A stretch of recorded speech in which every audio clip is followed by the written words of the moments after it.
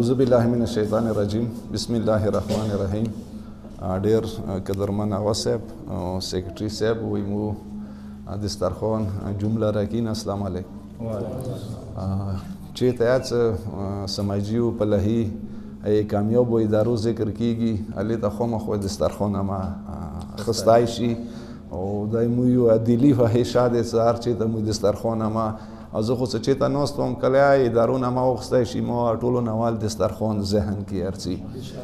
او بل سر ته سترګې وغړوي نن کومې مشرۍ کې مو زندګي تېروو وخت تېروو کورمې کې څه داسې خلک شته چې هغه مختلفو سزیشو په تخت مختلفو سوچو په تخت مو ځوانانو ذهنونه بل طرف ته وړي داسې وخت کې دسترخوان غونته لکه څنګه کومه دا اداره چلیږي خدمات کول دا ډېره غوټه خبره ده خپله سترګې کس وایي چې یو منظم ګروپ چې هغه زموږ ځوانانو منځ کې کومې طریقې سکوار کوي زموږ ځوانانو ذهنونه خربوي او بیا عین انداسې ټایم کې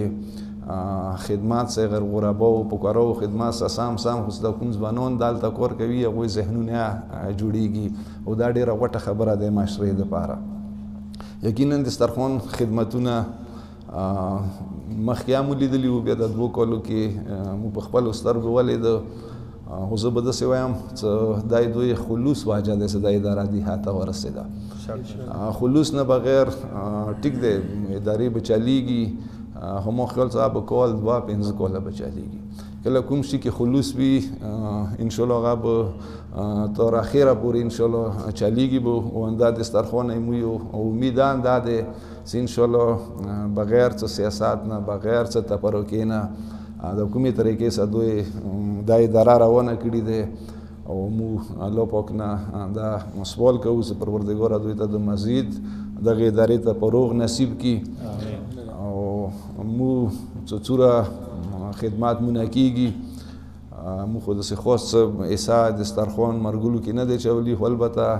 ارزه کې مو زړه سره سپورټ کړي دي که هغه مو 5 کسانو کې ناست وو که هغه مو 100 کسانو کې ناست وو خو دسترخوان کله خدمات خبره راغلي دی مو خبره کړي دی انشاءالله راتلوني وخت کې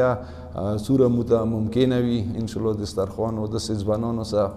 او ځوانانو سره منځ کې ناستی او خدمات کول اسیا خوند کوي که نه او دا زه خو داسې هم چې مو پارل که څنګه هغه صاحب وله دا به مو په آخر خبره وي چې موږ داسې ځوانانو منځ کې کینو ګنټه 2 دوی منځ کې تېرې کړو زه خو یم څه